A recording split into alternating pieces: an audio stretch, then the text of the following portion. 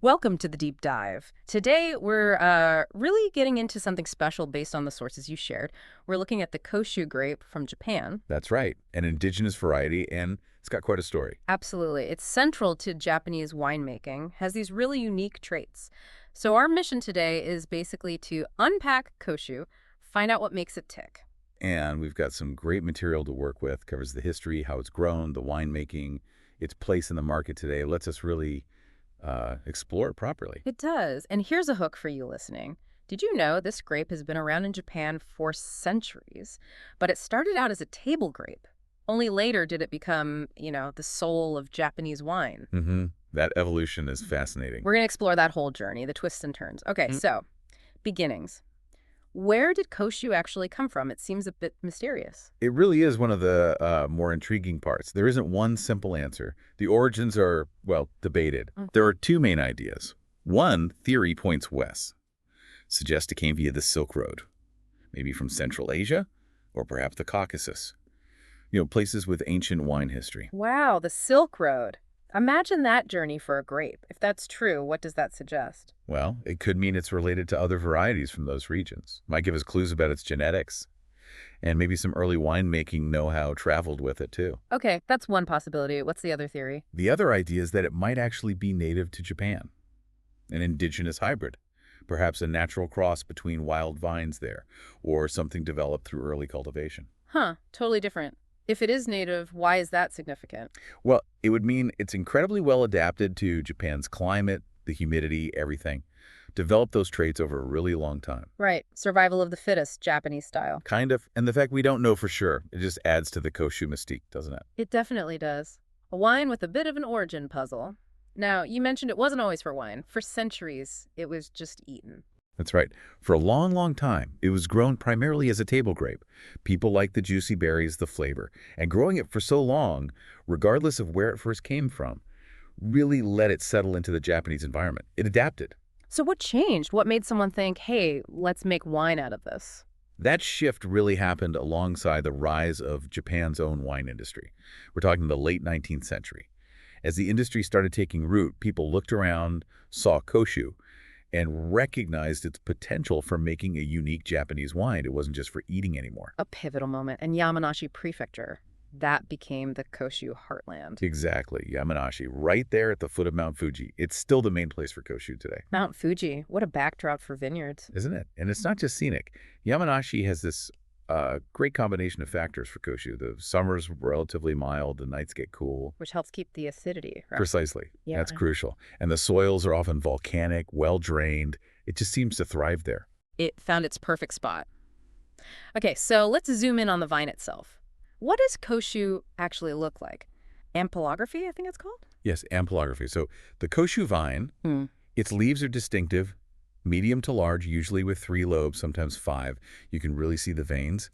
The top surface is a bit rough, but the underside, especially on younger leaves, feels kind of velvety. Velvety leaves, nice detail. And the leaves change color through the seasons, which is quite lovely in the vineyard. And the grapes, the bunches. They're medium-sized and tend to be quite compact. Shape-wise, usually conical or sort of cylindro-conical.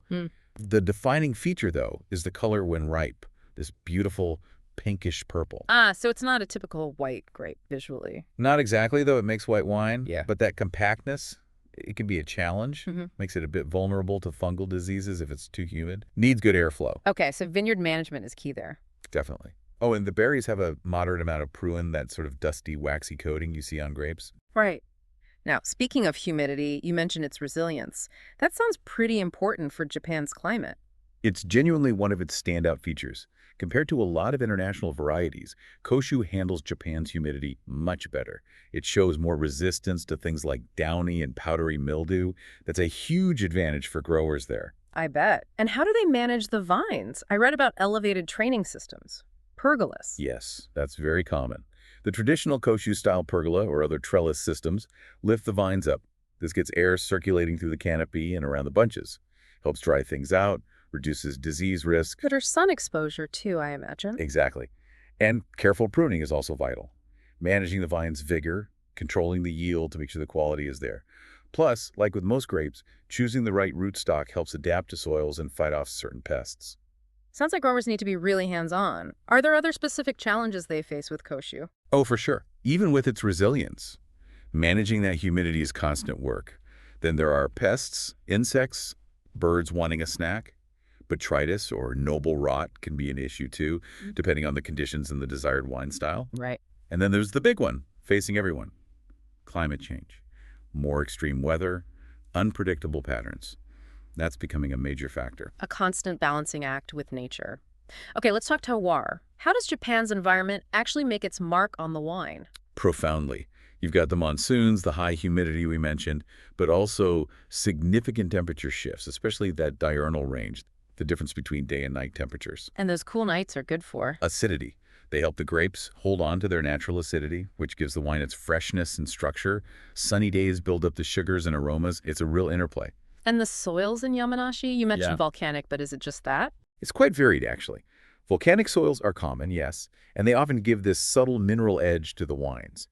But you also find clay soils, which can add a bit more structure or body, and sandy soils, which might lead to lighter, more aromatic wines. In places like Katsunuma, that volcanic soil really seems linked to a flinty note. So you could potentially taste the difference between vineyard sites? Increasingly, yes.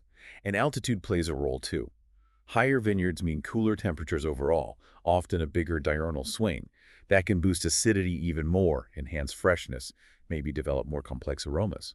Plus, the slopes help with air drainage and water runoff. So all these factors, climate, soil, altitude, they come together in the glass. Exactly. That's the essence of terroir. Yeah. And people are really starting to appreciate how it's expressed in Koshu.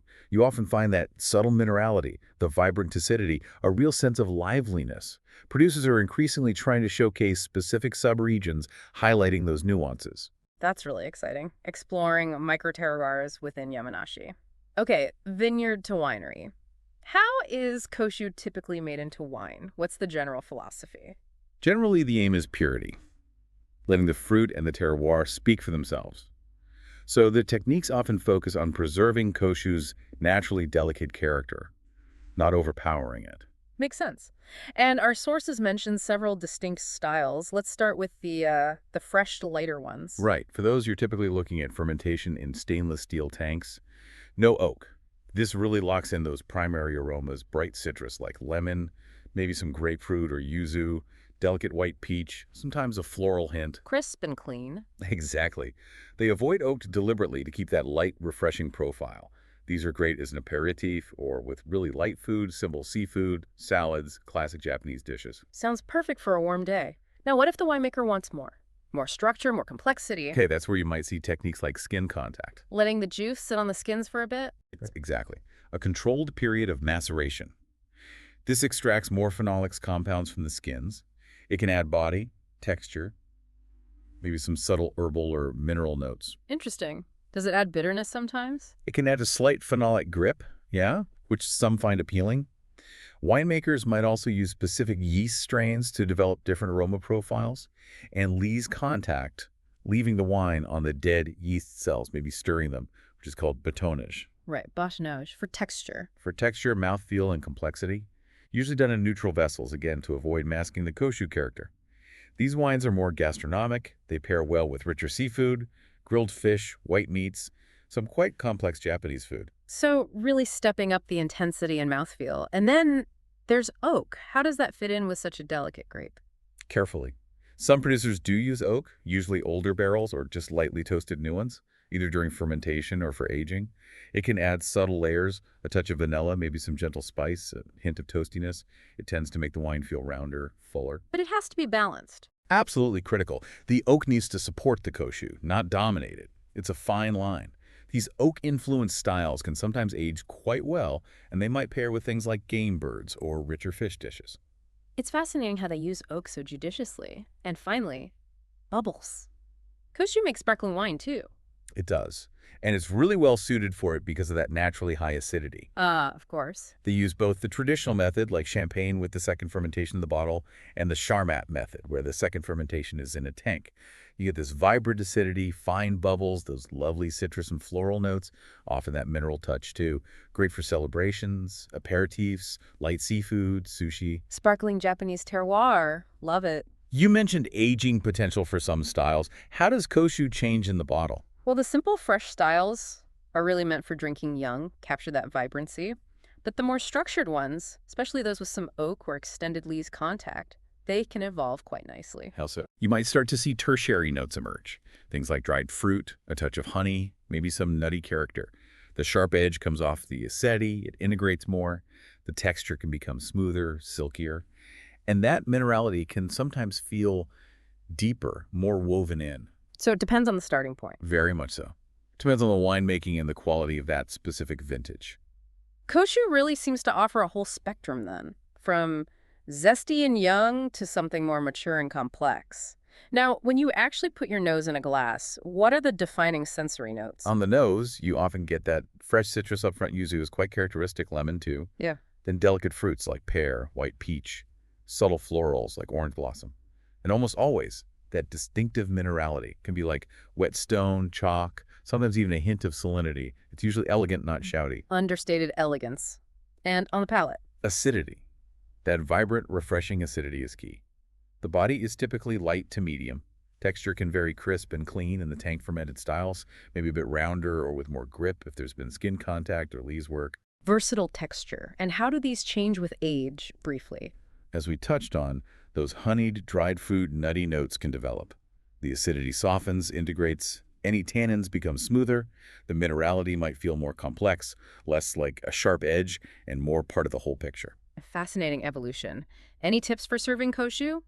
Temperature? Glassware? Definitely serve it chilled. Somewhere between, say, 8 and 12 degrees Celsius, or about 46 to 54 Fahrenheit. This really helps lift the fresh aromas and acidity. And for glassware, something that concentrates the aromas is good. A standard white wine glass, maybe one with a slightly narrower opening, helps you appreciate those delicate nuances. Good practical advice. Okay, let's talk food pairing. This seems to be one of Koshu's superpowers. It really is exceptionally versatile. And its affinity with Japanese cuisine is just remarkable. The balance of the wine, the acidity, the delicate profile, the body just clicks with so many traditional Japanese flavors and textures. Okay, give us some classic examples. Sushi and the sashimi. Absolutely, a natural fit. The wine's acidity cuts through the richness of fattier fish like salmon or toro beautifully, but it's also delicate enough not to overwhelm leaner fish like sea bass or mullet. And that minerality in the wine often echoes the saltiness of the seafood. Makes total sense. What about something like tempura? Crispy, maybe a little oily? Koshu is brilliant with tempura. The acidity cleanses the palate, cuts through that light oiliness, and the wine's lightness means it doesn't clash with the delicate flavors of the tempura ingredients, whether it's vegetables or prawns. A perfect counterbalance. Yakitori. Grilled skewers. Yes, works very well. Lighter koshu styles are great with simple salt-grilled skewers. More structured ones can handle chicken with, say, a light teriyaki glaze. Again, acidity cuts any richness. And sometimes the smoky notes from the grill can find echoes in the more complex koshu profiles. I'm really hearing how crucial that acidity is for food, even something very subtle like tofu. Yes, absolutely. The wine's freshness and delicacy complement tofu's own subtle flavor and smooth texture without dominating it. It's a very harmonious, balanced pairing. So, clearly a star with Japanese food. Does it work well beyond that? It does. It's great with lots of delicate seafood, generally grilled whitefish, shellfish, prawns, fresh salads too, especially with citrusy or herby dressings. The wine's acidity mirrors that brightness. Any other cuisines? You could try it with some lighter Vietnamese or Thai dishes, perhaps those that focus on fresh herbs, lime, and aren't too heavily spiced or sweet. Its freshness can really complement those flavors. Surprisingly versatile. Okay, shifting gears a bit. How available is Koshu? What's the market like? It's definitely growing. Its popularity is on the rise, both in Japan and increasingly internationally. People are starting to recognize its quality and its unique profile. And Yamanashi is still the main production zone. It is, absolutely. But you're starting to see Koshu pop up in other Japanese regions too, Nagano, even Hokkaido up north.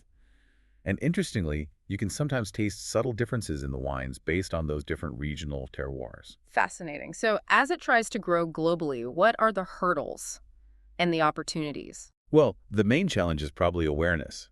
Outside Japan, many wine drinkers just haven't heard of Koshu. It's competing against globally recognized grapes. Big names, yeah. And production costs can sometimes be a factor too. But the opportunities are significant. People are looking for authentic wines, wines with a story. Koshu has that. Its food pairing ability is a huge plus. and a growing interest in Japanese culture, food, even travel. That all helps Koshu gain visibility. It feels like it's poised for growth then. Looking ahead, what are the big picture challenges and perspectives for Koshu? Climate change is a big one, obviously. Adapting vineyard strategies is going to be crucial everywhere, including for Koshu. Sustainability in production is also increasingly important. And then there's ongoing innovation refining techniques, more terroir studies, maybe developing clones with better disease resistance. Constant evolution. Exactly.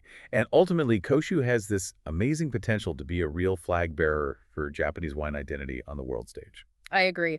Now, to make this more concrete for listeners, could you name a few key producers? Who should people look out for? Certainly. Grace Wine is a must-mention, really dedicated to quality, pushing boundaries. Their Grace Koshu Cuvée Masala Kano is a benchmark, pure and complex. And their Grise de Koshu shows that skin contact style really well. They also do great single vineyard wines. Grace Wine. Got it. Who else? Katsunuma Gyoza, who use the Aruga wine label. Long family history, really focused on expressing the grape's core character. Their Aruca Branca Clareza is super fresh, Isahar is consistently excellent, and Pipo shows a touch of oak nicely. Aruga Wine. Okay. Demir, Whoa. one of Yamanashi's oldest wineries, very respected. They do a wide range. Their traditional method sparkling Koshu is fantastic, and the Lumio Koshu Hikari is a really pure, elegant still wine. Lumiere. Good list so far. Mount Fuji Winery, known for their Rubaiyat label. They blend tradition and innovation nicely. Check out the Rubaiyat Koshu Carine for skin contact, or the barrel-aged version. Lumiere. Okay. One more. Has to be Chateau Mercian. They were real pioneers in modern Japanese wine. Their basic Yamanashi Koshu is a classic. They also do a Fufuki Koshu Gris de Gris, which is more like a rosé, and a Koshu Surlai, which has great texture from Lee's aging. Chateau Mercian. That's a great starting point for anyone wanting to explore. And isn't there an association promoting Koshu? Yes, absolutely. The Koshu of Japan, or KOJ, they play a really important role in setting quality standards, promoting the grape internationally, and just generally helping to define and elevate Koshu as a category. Good to know there's that collective effort. Well, this has been incredibly illuminating, a fantastic deep dive into Koshu. To wrap things up, what are the main takeaways for you? I think for me, it's Koshu's amazing history, its journey, its unique adaptation to Japan's climate, that resilience, the sheer diversity of styles it can produce from crisp and light to complex and age-worthy, and of course, its incredible synergy with food, especially Japanese food, plus its rising star status globally. It feels like a grape with a real future. Yeah, and for me, the aha moment is seeing how this grape, which seems so delicate on the surface, has such deep roots, such adaptability, such versatility. It really feels like it captures the spirit of Japanese winemaking, respecting tradition, but also embracing innovation. Well put, absolutely. So as we see Koshu appearing more and more on wine lists around the world, it makes you wonder, doesn't it? How might Koshu change how we think about wines from outside Europe in the future? Is this the start of something bigger for Japanese wine? It's a fascinating thought to leave you with. Thanks for joining us on this deep dive.